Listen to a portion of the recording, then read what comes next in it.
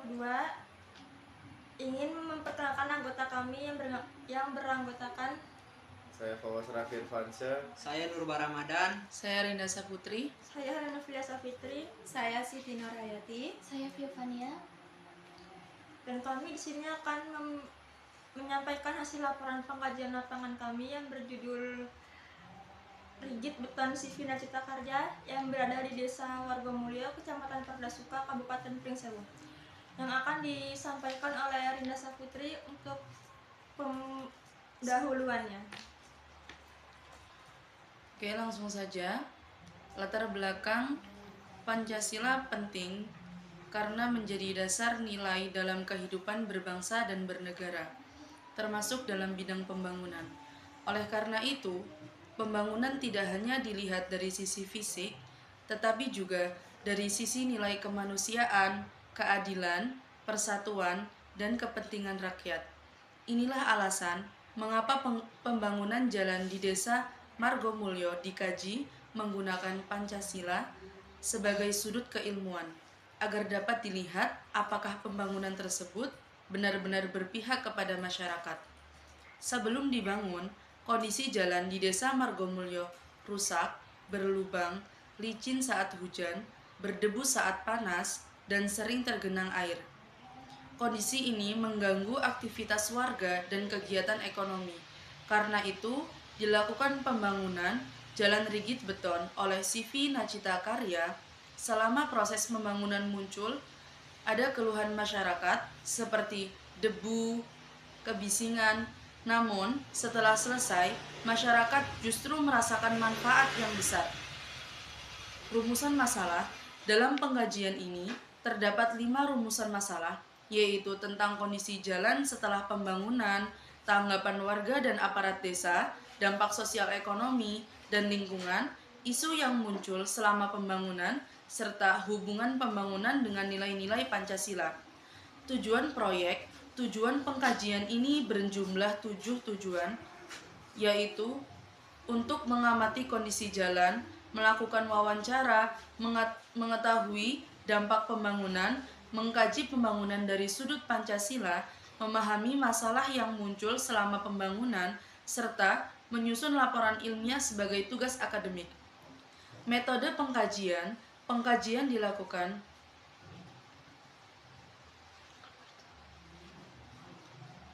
Selanjutnya adalah metode pengkajian. Metode yang kami gunakan adalah metode kualitatif deskriptif yang menggunakan pendekatan studi kasus. Kami memilih metode ini karena ingin menggambarkan secara mendalam kondisi dan dampak pembangunan jalan rigid beton di Desa Wargomulyo. Lokasi dan waktu penelitiannya yaitu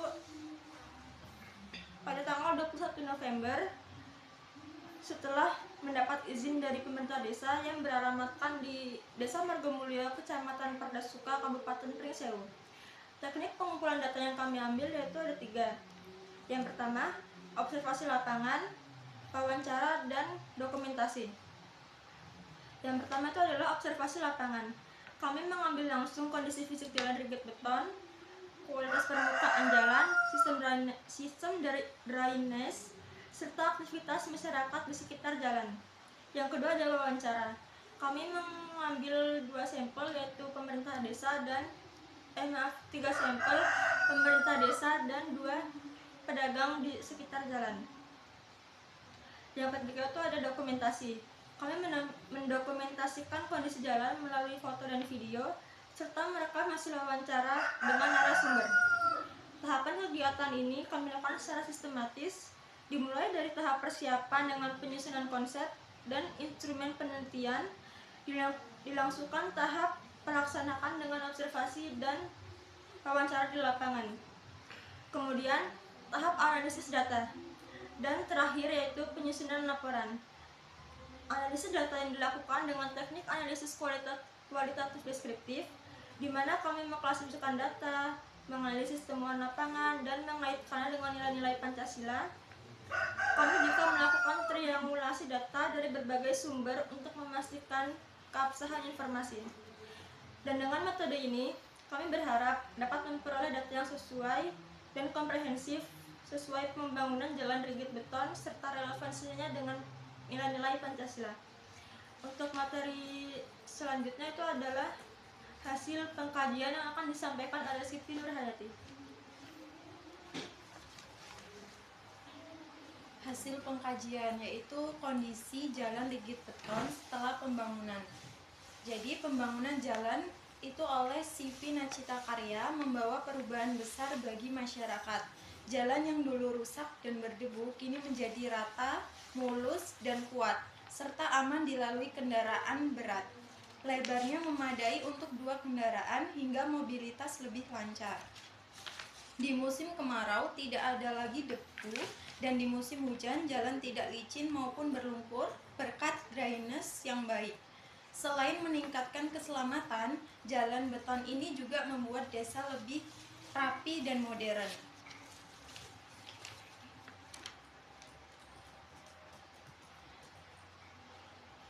Yang kedua itu tanggapan aparat desa dan warga masyarakat. Kepala desa menyebut pembangunan jalan sebagai kebutuhan mendesak karena kondisi lama sering dikeluhkan warga. Dan ia mengapresiasi CV Nacita Karya yang menyelesaikan proyek dengan baik. Keluhan debu dan kebisingan selama pembangunan dinilai wajar dan telah diminimalkan. Para pedagang juga merasakan dampak positif seperti omset meningkat, akses lebih mudah, mobilitas barang lancar, dan pelanggan bertambah. Warga berharap jalan ini terus dirawat agar manfaatnya berkelanjutan.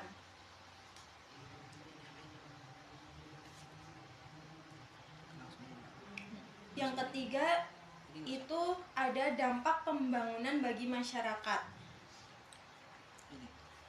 Ada dampak sosial. Pembangunan jalan rigid beton memberikan dampak sosial yang sangat positif bagi masyarakat Desa Margomulyo. Beberapa dampak sosial yang teridentifikasi antara lain ada peningkatan mobilitas dan interaksi sosial, peningkatan keselamatan, peningkatan kenyamanan hidup, peningkatan citra desa, peningkatan kepercayaan masyarakat terhadap pemerintah, dan yang kedua itu ada dampak ekonomi.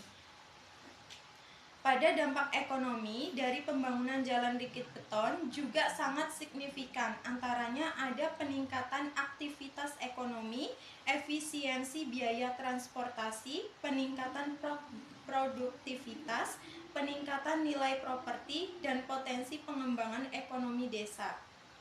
Yang ketiga itu ada dampak lingkungan.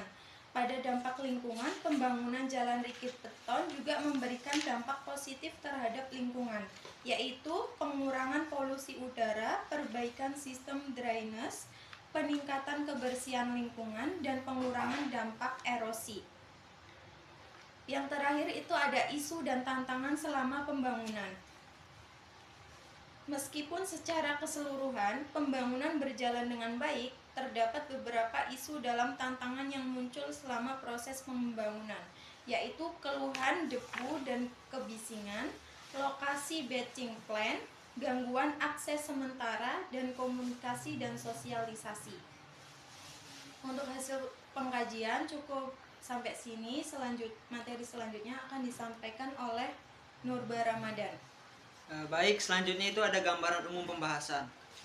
Membahas tentang pembangunan jalan rigid beton di Desa Wargomulyo yang dianalisis menggunakan nilai-nilai Pancasila. Pembangunan ini tidak hanya dilihat dari hasil fisik jalan, tetapi juga dari dampaknya bagi kehidupan sosial, ekonomi, lingkungan, serta cara penyelesaian masalah selama pembangunan berlangsung. Lalu ada analisa pembangunan berdasarkan sila Pancasila. Sila yang pertama itu ketuhanan yang Maha Esa. Nilai ketuhanan terlihat dari rasa syukur masyarakat karena jalannya akhirnya diperbaiki. Warga juga tidak bersabar menghadapi debu dan kebisingan selama proses pembangunan.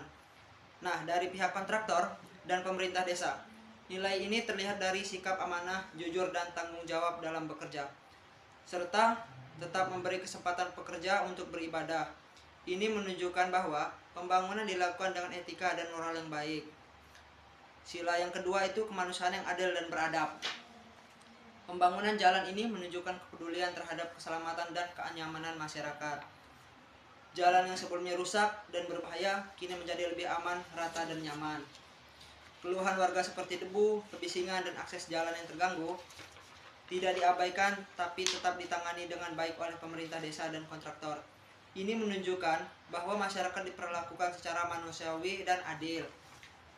Lalu, sila ketiga itu persatuan Indonesia. Dengan adanya jalan yang bagus, hubungan antar warga menjadi lebih kuat. Karena mobilitas jalan lebih lancar, warga lebih mudah berkunjung, bekerja, dan beraktivitas sosial. Nah, selama pembangunan, meskipun ada gangguan masyarakat, tetap kompak, saling pengertian, dan tidak terjadi konflik besar. Kerjasama antar warga, pemerintah desa, dan kontraktor mencerminkan semangat persatuan dan gotong royong. Lalu ada sila keempat.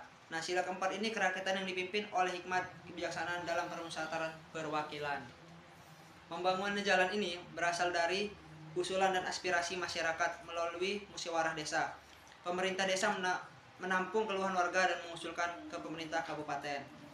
Saat muncul masalah seperti debu dan gangguan akses, semuanya diselesaikan dengan musyawarah dan dialog, bukan dengan paksaan.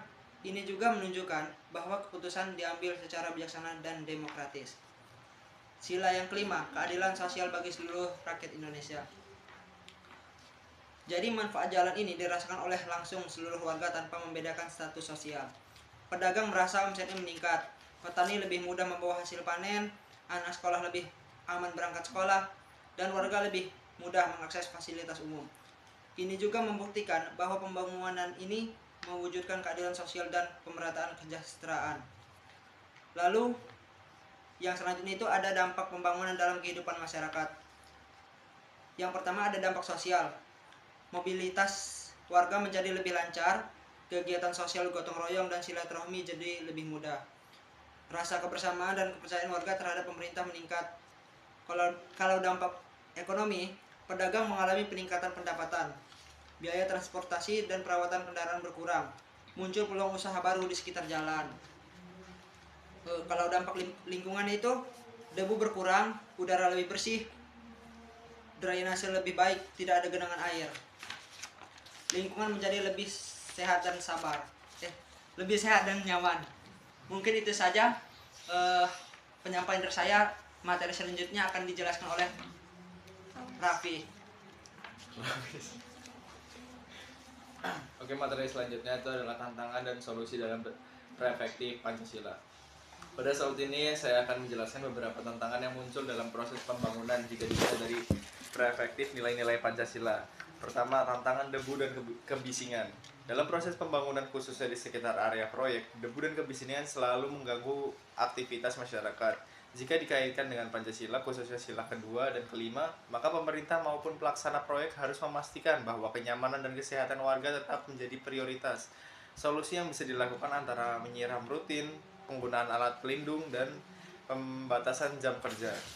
Yang kedua, tantangan lokasi batching plant. Lokasi produksi beton yang selalu dekat dengan pemukiman dapat mengganggu lingkungan sosial. Dari perspektif sila kelima, keadilan harus dirasakan masyarakat sehingga penempatan fasilitas pembangunan harus mempertimbangkan aspek lingkungan, jarak aman, serta analisis dampak. Yang ketiga, tantangan dan gangguan akses sementara. Pembangunan sering menyebabkan perubahan rute atau akses jalan sementara. Berdasarkan sila ketiga, tantangan Persatuan Indonesia, koordinasi antara pemerintah, pelaksana proyek, dan masyarakat sangat penting untuk menjaga harmoni komunikasi yang jelas. Pemberian informasi sejak awal dan penyiapan jalur alternatif merupakan bentuk solusi. Selanjutnya, pembelajaran dan refleksi keilmuan. Dari berbagai tantangan tadi, ada beberapa pembelajaran penting yang dapat kita ambil. Pertama, Pancasila bukan sekedar teori. Dalam praktik pembangunan nilai-nilai Pancasila harus menjadi pedoman nyata dalam pengambilan keputusan dan tindakan. Kedua, pembangunan harus berpusat pada rakyat. Artinya masyarakat bukan hanya objek tetapi subjek yang harus dapat manfaat dan perlindungan. Ketiga, pentingnya partisipasi dan komunikasi. Pelibatan masyarakat dalam proses pembangunan dapat mencegah konflik, mengurangi kesalahpahaman, serta meningkatkan rasa memiliki terhadap hasil pembangunan. Keempat, perlu keseimbangan antara kepentingan dan jangka pendek. langit. Keempat, perlu keseimbangan antara kepentingan jangka pendek dan jangka panjang. Proses pembangunan mungkin menimbulkan ketidaknyamanan sementara, namun harus dipastikan bahwa manfaat jangka panjangnya lebih besar dan dirasakan secara merata. Kelima, integrasi nilai-nilai Pancasila. Setiap keputusan pembangunan harus mencerminkan 5 sila sekaligus: kemanusiaan, keadilan, kemusyawarahan, persatuan, dan keutuhan. Dengan begitu, pembangunan bukan hanya menghasilkan infrastruktur, tetapi juga meningkatkan kualitas kehidupan masyarakat. Baik, selanjutnya saya akan menjelaskan kesimpulan dari hasil pengkajian lapangan yang telah kami lakukan. Yang pertama, kondisi jalan sebelum dan sesudah pembangunan berubah sangat signifikan.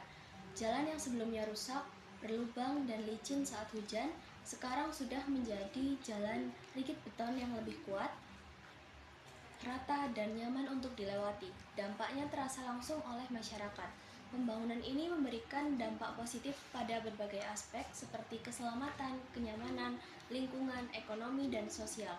Contohnya, angka kecelakaan menurun, debu berkurang, pedagang merasa omsetnya meningkat, dan mobilitas warga menjadi lebih lancar. Yang kedua, tanggapan dari aparat desa dan masyarakat sangat positif. Mereka merasa pembangunan jalan ini memang sudah lama diharapkan, walaupun sempat ada keluhan debu dan kebisingan saat proses pembangunan, tetapi masyarakat memahami bahwa itu hanya sementara. Selanjutnya, pembangunan ini juga mencerminkan implementasi nilai-nilai Pancasila, mulai dari sikap saling menghargai, gotong royong, musyawarah dalam perencanaan, sampai manfaat pembangunan yang dirasakan benar-benar terlihat dalam pelaksanaan pembangunan ini. Dari kajian lapangan, kami juga belajar bahwa Pancasila bukan hanya teori, tetapi bisa diterapkan dalam pembangunan nyata di masyarakat. Secara keseluruhan, keberhasilan pembangunan tidak hanya terlihat dari hasil fisik jalan yang bagus, tetapi juga dari dampaknya terhadap kehidupan sosial, ekonomi, lingkungan, dan partisipasi masyarakat yang sangat baik. Berikutnya, kami memberikan beberapa saran kepada pihak-pihak terkait. Untuk pemerintah desa, kami menyarankan perawatan berkala, misalnya seperti pengecekan retakan jalan setiap beberapa bulan, tujuannya supaya jalan tidak cepat rusak dan biaya perbaikan tidak membengkak. 2. Untuk masyarakat, saran bagi masyarakat lebih ke perilaku penggunaan jalan. Contohnya, tidak membawa muatan berlebihan dan ikut gotong royong kalau ada jadwal bersih-bersih atau perawatan. 3. Untuk pemerintah kabupaten, perlu ada pendampingan, misalnya tim kabupaten memantau kualitas material atau progres kerja di lapangan agar standar tetap terjaga. 4. Untuk kontraktor, kami menyarankan kontraktor lebih aktif memberikan informasi kepada warga seperti jadwal penutupan jalan sementara supaya warga bisa menyesuaikan. 5. Untuk mahasiswa dan kampus, contohnya kampus bisa membuat program kuliah lapangan yang rutin supaya mahasiswa dapat mengecek perkembangan pembangunan secara langsung. 6. Rekomendasi umum, pada intinya kami menekankan pembangunan berkelanjutan yang melibatkan masyarakat dan mengutamakan transparansi. Demikian pemaparan dari kami mengenai hasil pengkajian pembangunan jalan di Desa Wargamulyo. Semoga apa yang kami sampaikan dapat bermanfaat dan menambah pemahaman kita semua. Sekian dan terima kasih. Wassalamualaikum warahmatullahi wabarakatuh.